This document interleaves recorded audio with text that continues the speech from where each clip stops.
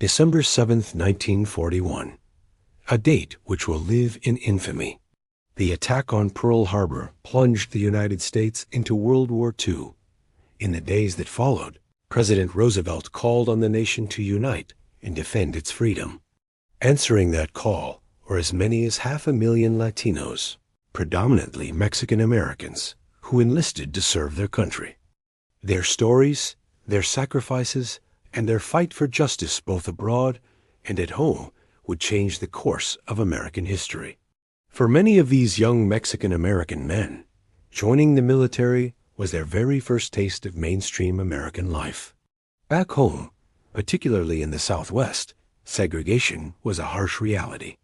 Just like African Americans, Latinos faced daily discrimination.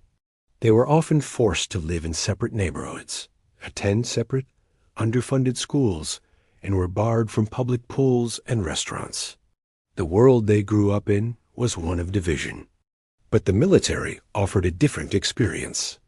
Unlike their African American counterparts who served in segregated units, Latino soldiers fought side by side with white Americans in integrated units. This shared experience of combat, camaraderie, and survival forged powerful bonds that transcended race and background.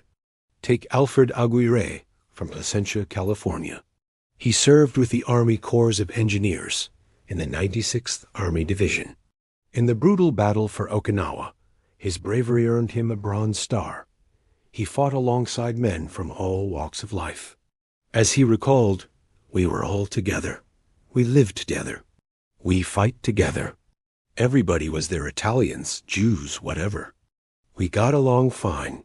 In the trenches, on the front lines, they were simply Americans, united against a common enemy." But when the war ended and heroes like Aguirre returned home, the reality of the old world hit them hard. The parades and celebrations faded, and the familiar sting of discrimination returned. Aguirre discovered that the local schools in his hometown were still segregated. Mexican-American children were not allowed to attend the same schools as white children. This was a profound injustice that he could no longer accept. Having fought for freedom and equality overseas, he was determined to have it at home. He said, "This was stupid to come home where I was born and be separated. And I said, I'm not going to have my child go to school and be separated like that." This wasn't just talk. Alfred Aguirre became a leader. He organized and rallied fellow Latino war veterans, men who had seen the world and now saw their hometowns with new eyes. They had proven their patriotism, they had bled for their country, and they refused to be treated as second-class citizens. His son, Frederick Aguirre, who would later become a Superior Court judge in Orange County, California, witnessed his father's determination firsthand. He explains how these veterans channeled their military experience into a new battle, the fight for civil rights. Frederick Aguirre says the legal action these veterans took was groundbreaking. They challenged school segregation in court, arguing that separate facilities were inherently unequal. Their efforts led to the 1947 federal court case, Mendez versus Westminster.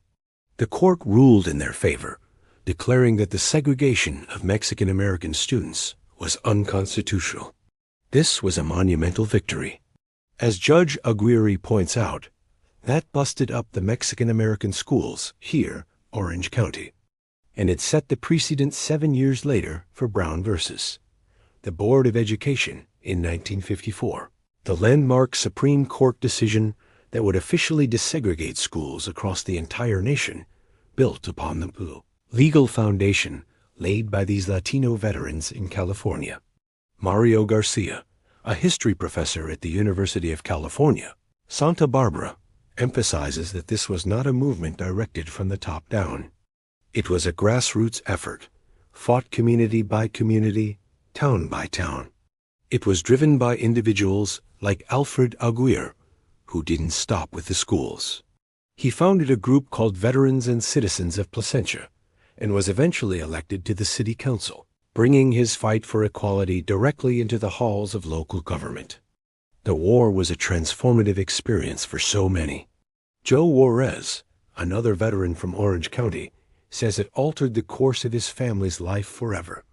The cost was immense. Joe was seriously wounded fighting in the Philippines. His brother, Morris, a tank commander, was killed in Germany. A third brother, Raymond, served as a military policeman stateside. Today, Joe Juarez finds it difficult to talk about the horrors of the war. The memories are painful. But he is clear about one thing. The man who came back was not the same one who left. The war gave him a new perspective, a new strength he never knew he had. In his own words, "Because of the war, one became a fighter.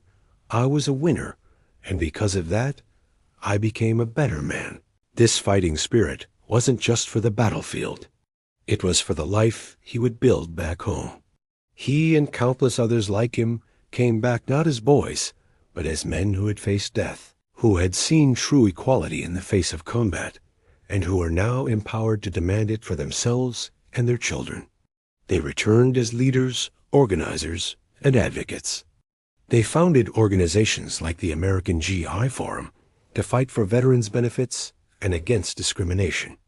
They ran for office, started businesses, and used the GI Bill to get an education, something previously out of reach for many. They became the backbone of a new, rising Mexican-American middle class and the vanguard of the Latino civil rights movement.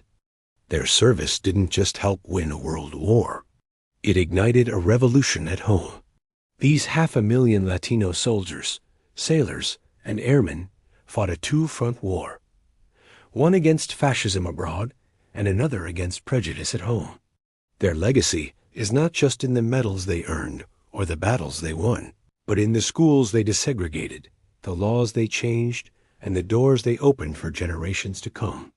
They were, in every sense of the word, the greatest generation, and their fight for a more perfect union continues to inspire us today. Thank you for watching. If you found this story inspiring, please like this video and subscribe to our channel for more hidden histories that have shaped our world. See you next time.